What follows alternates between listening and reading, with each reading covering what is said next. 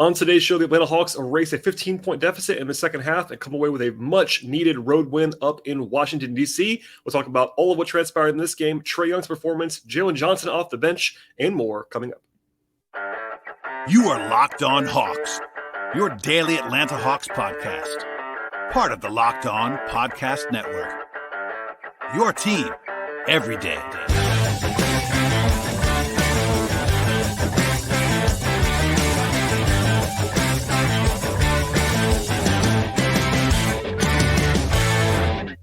Hello, friends. Welcome to episode 1427 of the Locked On Hawks podcast. I am your host, Brad Rowland, coming to you on a Wednesday evening, and the Atlanta Hawks get a nice road win on this Wednesday over the Washington Wizards up in the nation's capital. And I also, at the top of the podcast, want to encourage you to make us your first listen at the Locked On Hawks podcast each and every day, anywhere you get your podcasts, Apple, Spotify, YouTube, and across the board. And really, it was a fun performance for the Hawks in the second half. It was not always easy. They were pretty resilient in this game. In fact, the Hawks were down by 15 points in the third quarter, and it was seemed to be teetering in a big way for Atlanta.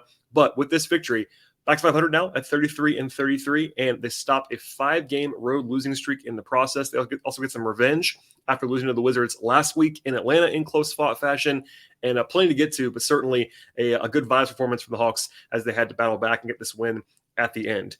As we always do in the podcast, I'll give you my broad takeaways and my analysis on the offensive end, defensive end, etc. But on this game, I'm going to start with Trae Young. It can be easy to just assume sometimes what you get from Trae Young. After all, he's a superstar of the Hawks roster, face of the franchise, great player, etc. But I just want to start with him because he was awesome tonight. And if you didn't watch the game, you might see the box score, and it still looks good by any description. 28 points, 10 assists, and that's obviously great for anybody. But he really was outstanding even compared to that. Defensively, he's been playing the best basketball of his career in the last several games. I don't say that lightly. Obviously, Trae has been a punching bag defensively for a large portion of his career nationally. In particular, the takes are very, very ridiculous sometimes. And look, he has limitations there for sure defensively, but he has been much, much more engaged, much better, much more active, using his skill set that he does have to help the defense, and that's been a notable uptick. Not only since the coaching change, but even before that. Actually, he's been a little bit better even before that, and obviously now playing again the best defensive basketball of his career in recent days. And then on offense, he was hyper efficient. He had 28 points, but on 16 shooting possessions, 14 shots from the field from Trae, and had 28 points. He was playing within himself. He was under control. He was running the offense and doing exactly what the Hawks need him to do. Big picture. Only got to the line 4 times. That's actually very low for him, but didn't need it, honestly. Did have 5 turnovers. That's not incredible, but certainly for a guy with his usage, not a problem, especially when he has 10 assists. 2-1 there is totally fine, obviously. And I just really thought he was great. And I wanted to open that up because he's a huge reason that they won the game. That is always the case when they win. I shouldn't say always. Most of the time when they win. But sometimes we just overlook and kind of take for granted the contributions of superstar players. But I thought Trae was particularly very, very good on this evening. And because it wasn't like a 50-point game or whatever, you don't always lead with that. But I thought he was really, really excellent in this spot. Speaking of excellent, the Hawks offense was quite good in this game. Now, they had some rough patches in the middle of the game, which kind of led to the Hawks being down by 15 points in the middle of the third quarter. But they end the game with a 123 offensive rating. And that means you're scoring 1.23 points per possession. And that's an excellent figure against anyone. Yes, Washington was on second night of a back-to-back. And I did preach that on my most recent podcast, also on my Patreon preview of this game at patreon.com/BTRowland. It was notable, and it still is notable now, that the Hawks had a huge situational advantage in this game. Yes, it was on the road where the Hawks have struggled in recent days, but the Wizards played on Tuesday in Detroit and then had to fly home, got back at like 3 a.m. And I thought it was a good opportunity for the Hawks to kind of play with pace and try to wear the Wizards out and use that advantage to their really just put that on their side in terms of getting a good result in this game. And, all that comes into the mix here. Washington did look tired the second half of times, but no matter what the opponent is, 123 offensive rating is very good, especially on the road.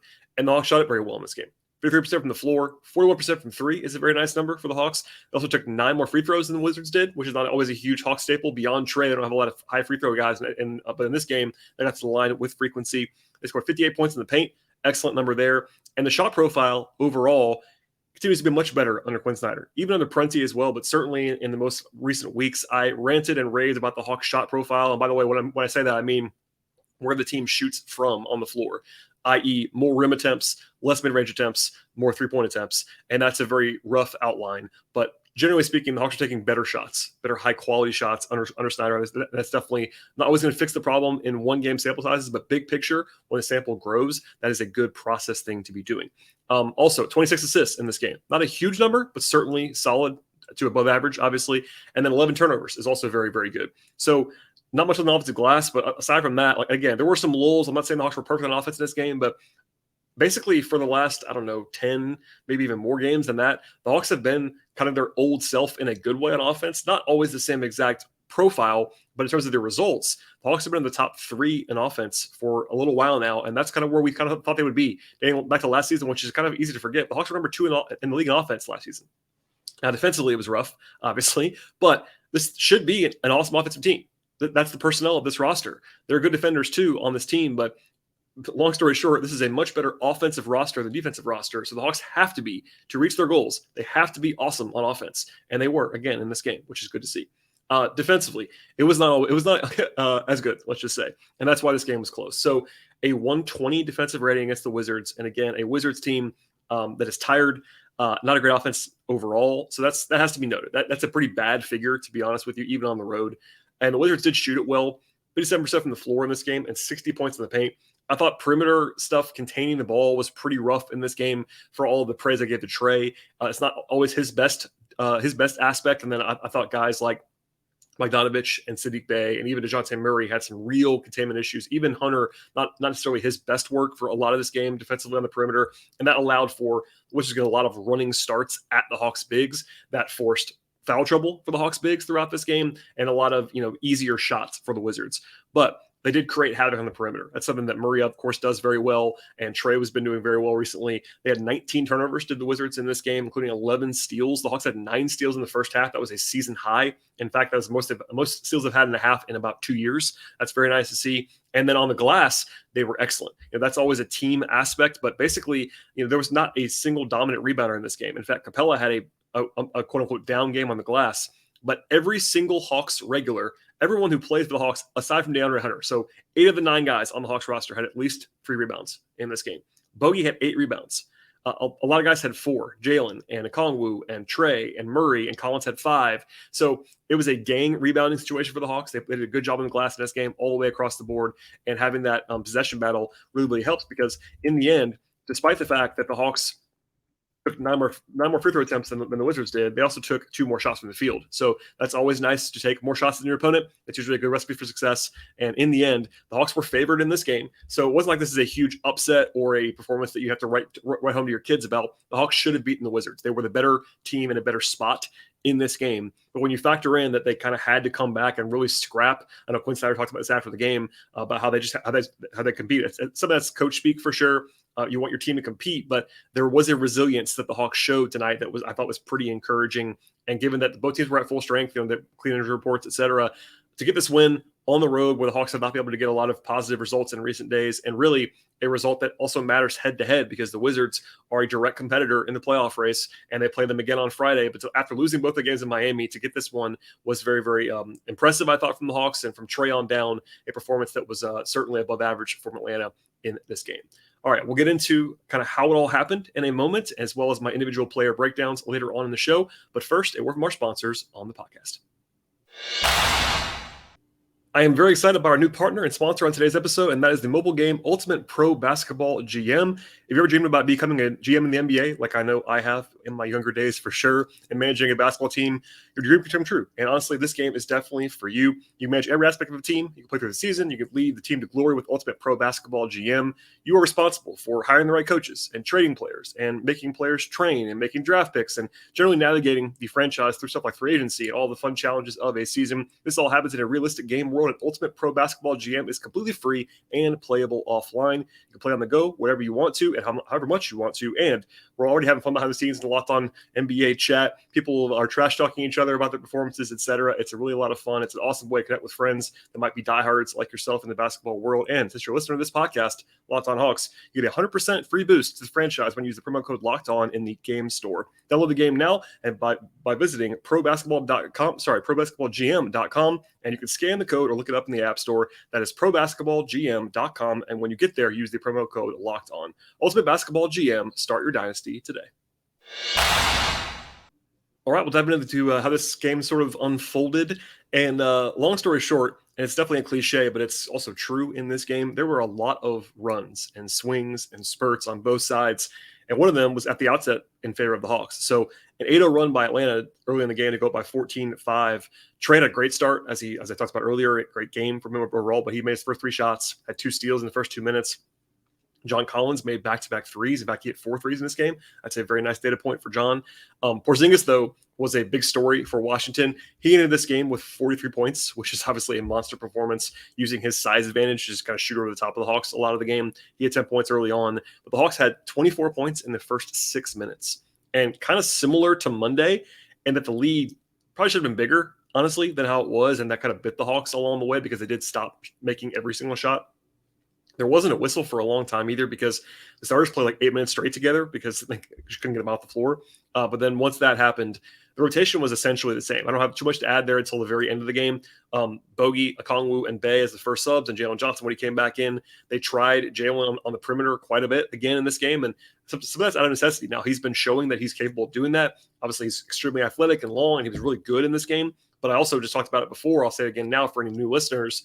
But when the Hawks are playing that lineup with Trae and Bogdanovich and Bey, they kind of have to have Jalen be the point of attack defender because while Trae's been better, he's not going to be the go-to guy there. And then Saddiq Bey and Bogey are probably their worst 2 defenders right now. So it's like it kind of has to be Jalen. At the same time, Jalen is impressing in that role, so it works out very well. But if Jalen couldn't do it, they had to kind of shimmy the lineups and make sure you have either DeJounte or Hunter on the floor. But with Jalen doing what he's doing, there's some freedom there for Quinn Snyder and lineups and all that stuff. By the way, the 4th straight game that AJ Griffin did not play for the Hawks, I understand there's some mixed feelings about that. I've been talking about it the entire time. I'm not going to have too much to add now, but I think he'll play more in the future. Obviously, I don't mind the Hawks sticking with this 9-man group. Quinn Snyder has been pretty clear that he kind of likes to play less than 10 guys, and the Hawks have 10 guys. So I don't love AJ not playing 4 games in a row, but I at least understand it, and we'll kind of get back into that if we need to later on. Defensively, I thought the bench actually, while they were good in the second half, it was not good in the first half, really at all. Even Jalen wasn't quite as good in the first half either. But the Hawks had this great first quarter performance with 34 points on 22 possessions. Trae had 12 in that first quarter. Washington got the shots they wanted to, though, which is the problem, as I said before, about the defense really the entire game. It was uneven early in the second quarter as well. Kuzma got going for Washington. Saddiq Bey basically had no chance to stay in front of Kyle Kuzma. Okongwu got 3 fouls in 8 minutes. In kind of typical Okongwu fashion. It was a lot of not his fault necessarily, like guys running downhill at him, but still happened. And the offense kind of cooled off as well. Washington had their first big run, a 12-4 push, take the lead mid-quarter. Beal went down actually for Washington after taking an sort of inadvertent elbow from Capella on a drive. It was ruled to be a common foul and definitely looked to be clean to me, but Capella got his 3rd foul after that. And for the first time in a long time, the Hawks actually kind of had to play John Collins at the 5.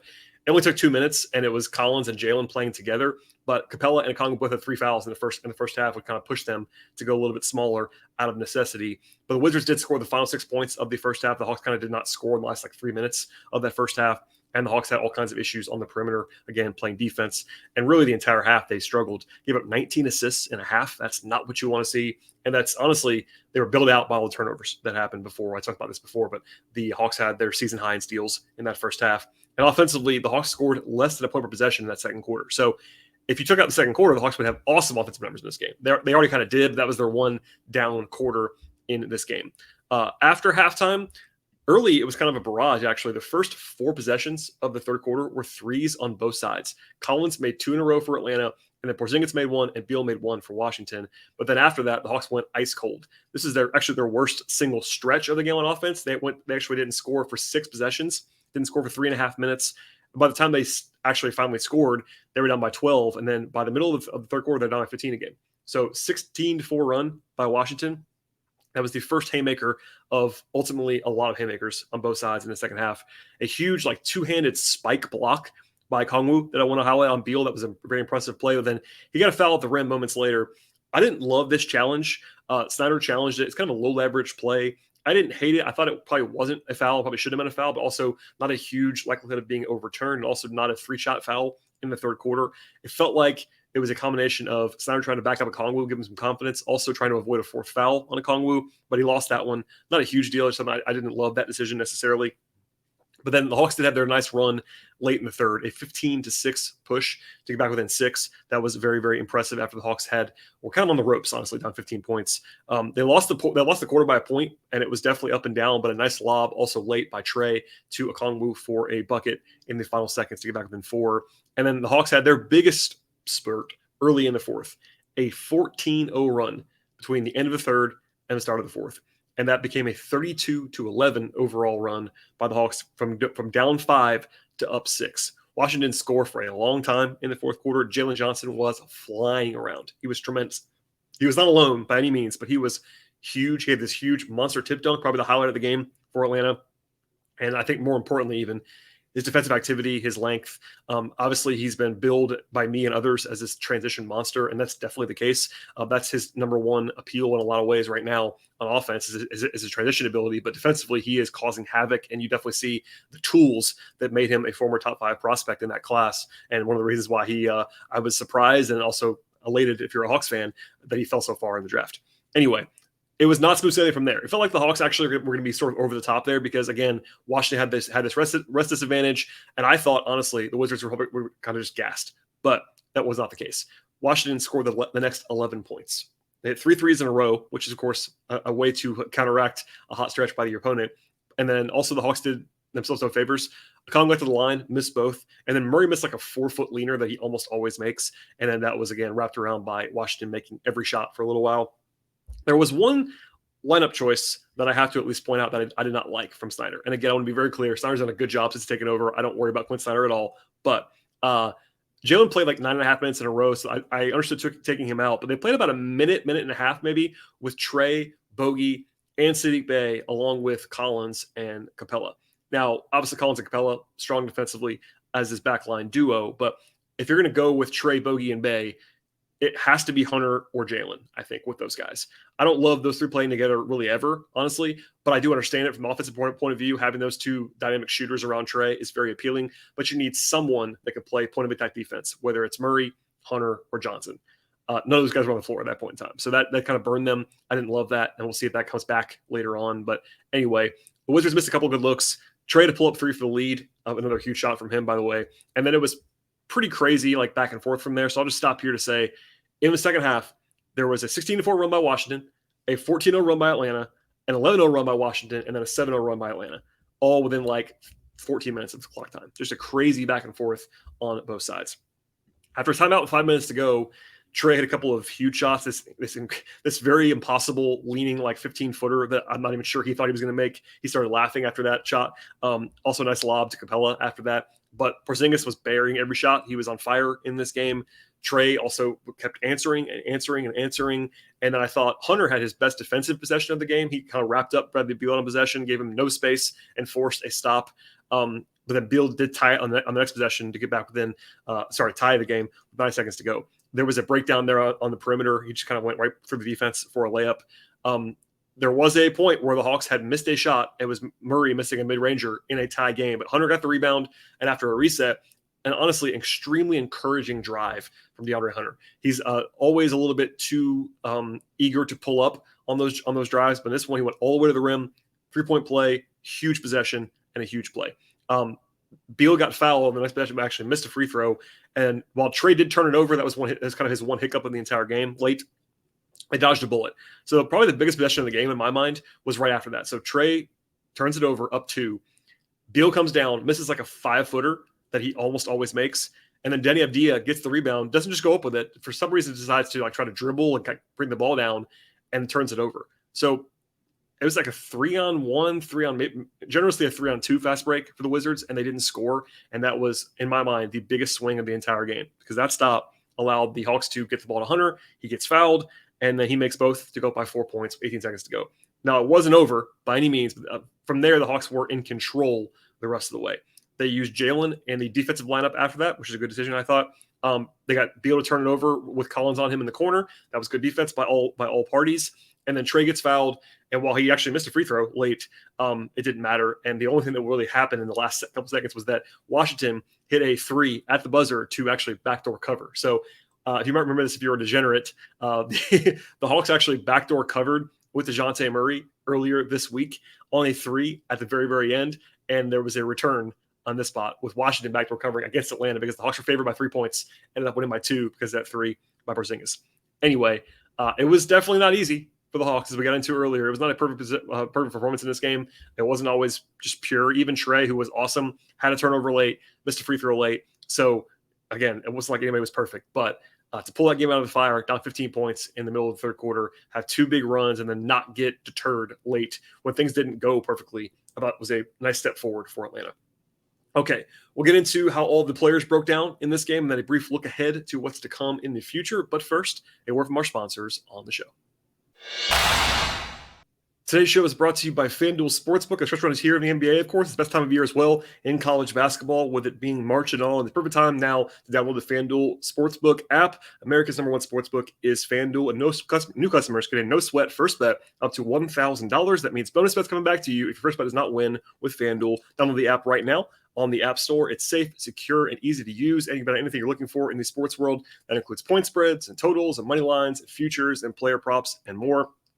The Hawks are in D.C., of course, right now for a rematch, actually, on Friday again against the Wizards. And if you missed it, the Hawks were favored in tonight's game, and I'm sure they'll be favored again if all things are equal on Friday, if everybody's healthy and all that stuff. But we'll see. But the place you can find your most up-to-date information is definitely at FanDuel. And from there, they have exclusive bets like the 2x3, which is where they actually had 2 threes in the first 3 minutes of an NBA game. Plus, FanDuel lets you combine bets together for a bigger payout with the same game parlay. And do not miss this chance. Get a no-sweat first bet up to $1,000 at bonus bets when it comes to FanDuel.com/lockedon. That is FanDuel.com/lockedon. Make every moment more with FanDuel, official sportsbook partner of the NBA.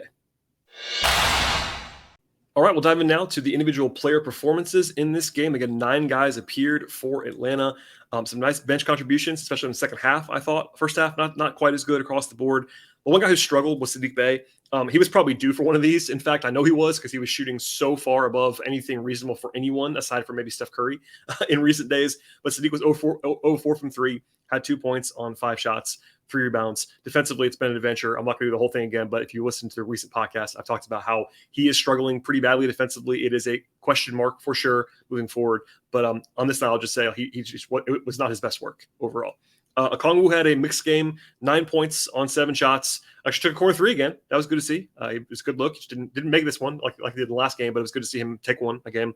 But missed 4 free throws, was 1 of 5 at the line. That's not great. They have 3 assists, 4 rebounds, had 2 blocks, but 4 fouls. And I will say only got 1 foul in the second half. That was better from him. Jalen Johnson was a game changer after halftime. 10 points in the game, 4 rebounds, only 1 steal, but created a real bit of havoc in this game. His sheer size and athleticism, it could be game changing. And obviously the jokes have been flying, I think, with right reasons from my friend Tyler Jones and others about Jalen playing exclusively the big man spots under Nate. And look, like, I understood it on some level, but also like the tools are really a big part of the appeal of Jalen Johnson as a prospect. Like the fact that he is legitimately 6'9", 6'10", and can run like he does and move like he does and slide like he does and jump like he does and all that. And I think you're seeing that now. He's still playing the 4 in those lineups on offense, but on defense, he's been clearly playing as basically a wing in recent days with those bench groups. And part of that is the weaknesses of other guys around him. Like, I think Saddiq Bey is much more of a 4 than a wing on defense, whereas Jalen is the opposite. And that pairing can work long-term because of that. So anyway, Jalen was awesome in this game. The big dunk will get probably all of the attention, but I thought he was really, really good after halftime, especially. And then Bogey, 14 points, a team high, 8 rebounds, which is kind of funny, 5 assists. He moves the ball very well, 2 steals. Defensively, Bogey's a mess sometimes. He overhelps and does things that are frustrating. He's obviously a step slow as well, but offensively, he continues to be extremely valuable for this team. He's their third ball handler in a lot of ways. He's a good ball mover. He's obviously a great shooter. So Bogey is definitely valuable, and he showed that in this game at times off the bench. To the starters, Capella was pretty quiet, 13 points, 3 rebounds, had a steal and a block. He had a big block actually late. I think it was on Beal. It wasn't great, but he wasn't bad either. Just kind of a quieter game for Clint, not dominant necessarily. Hunter had 15 points, 0 defensive rebounds. That's pretty funny for DeAndre. Did have a block shot. I think defensively late, he had a couple nice possessions, and offensively, he had that one really, really good drive and finish. First half, pretty shaky. Second half, much better, as a lot of guys were on the Hawks roster. A mixed bag game overall. Like, he wasn't super efficient, and rebounding is frustrating. No assists as well, but it was kind of a on-brand Hunter game in a lot of ways. Collins, 14 points, 5 rebounds, had a steal and a block as well. And the big thing for Collins in this game was that he hit 4 threes. Obviously, it's been a ton of talk about how badly he's been shooting this year. There's no way to cover that up.